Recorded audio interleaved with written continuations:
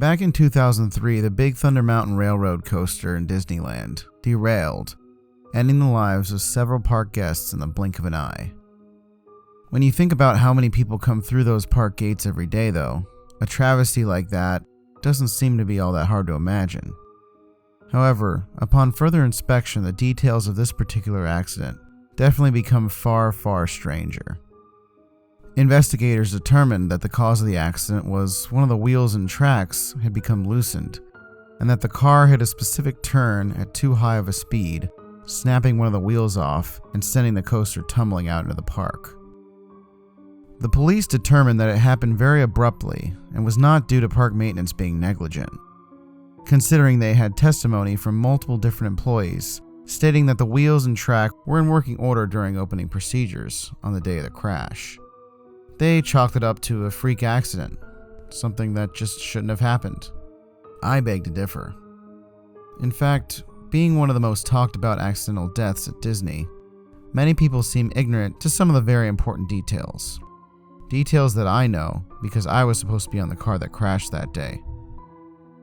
I was at Disney with my church group from back in 2003. One of the boys and I, a kid named Thomas, who I didn't know that well, broke off from the group to go ride Thunder Mountain because everyone else in our group was too chicken to do it. Me being sort of a thrill seeker, I told him we had to ride in the back. I had heard recently that the back seat of roller coasters actually feel the fastest, and that was something I definitely wanted to confirm. He disagreed though and decided to get in the front row of the car after mine. When it started, I was really enjoying the ride.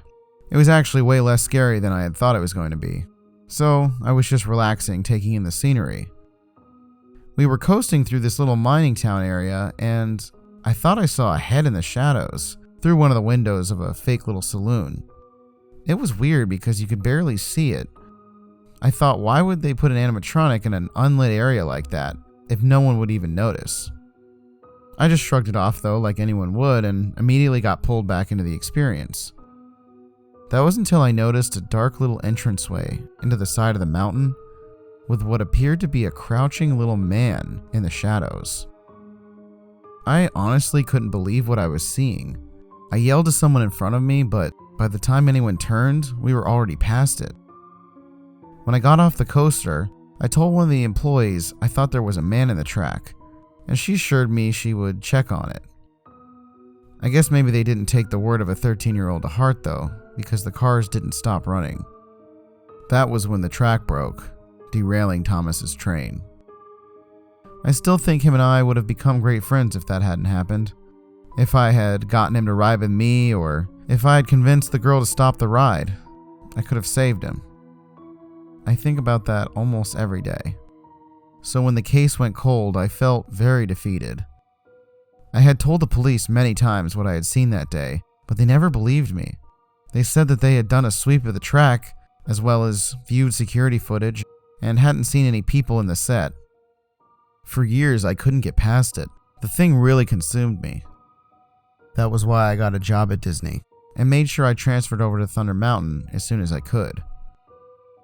Working at a ride as old and famous as that one, you hear stories after becoming employed there. There were rumors about things being moved around the ride without management knowing about it, and these little fires popping up unexplainably.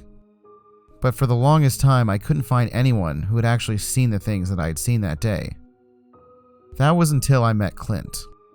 He was an old man who had actually worked at that ride for 15 years. He told me that about 5 years earlier, he thought he saw some kid digging into the ground under the track when he was closing up one night. He told his superiors about it and they closed down the entire ride to search for the kid, but nothing was ever found. He claimed it happened on a very cloudy and dark night, a night that something could easily scurry around the tracks and remain undetected. So a few weeks later, I picked up a shift on a night that was just like that, and I opted to walk the track during closing. When I was out on the set checking the track, I started hearing weird noises. They sounded like pickaxes and shovels doing work somewhere on the ride. So I explored along the outside of the track pretending that I had to go pick up a Mickey hat, and approached the little entrance to the mountain I had seen all those years before. Upon entering, I found a pitch black little chamber that smelled like something had been burning inside. I turned on my flashlight and witnessed to my horror a little fire pit with some sort of carcass on top of the coals. Then, from deeper down inside the tunnel, I heard footsteps slowly approaching me. I pointed my flashlight down inside and the light casted across these dirty little old men, greasy and sweaty. The weirdest part about them was they were totally naked. They giggled and bounced around like little kids while licking their chops and carefully approaching me. I dropped my flashlight and hauled ass out of there, but not before I was attacked by one of them who was standing outside of the little entrance. His slimy old arms wrapped around my head, and he tried biting me on my face and ears. He was very strong for an old man, and held me there long enough for others to grab on as well. Before I knew it, they had me on the ground and completely unable to move. The sound of our struggle must have gotten the attention of Clint, though, who yelled out to me from the other side of the ride track. The little men appeared very upset by this. I guess they must take great pleasure in whatever it was they were about to do to me. Then one of the shortest ones opened a little vial and started throwing this liquid at me. When it hit my skin, it burned, and I started screaming bloody murder. He then whispered into my ear, "We see you now." Then he turned and scurried away, deep into the tunnel. The others ran, and in the blink of an eye, they were completely out of sight as well. I don't really know if I ever truly recovered from that night. When the incident was reported, the cops never found anything, as usual, and chalked the whole thing up to me having PTSD from seeing my friend die in the past. But they could never explain my scratched up arms and burn marks I had from the liquid. I immediately quit my job there and have not gone back to Disney since.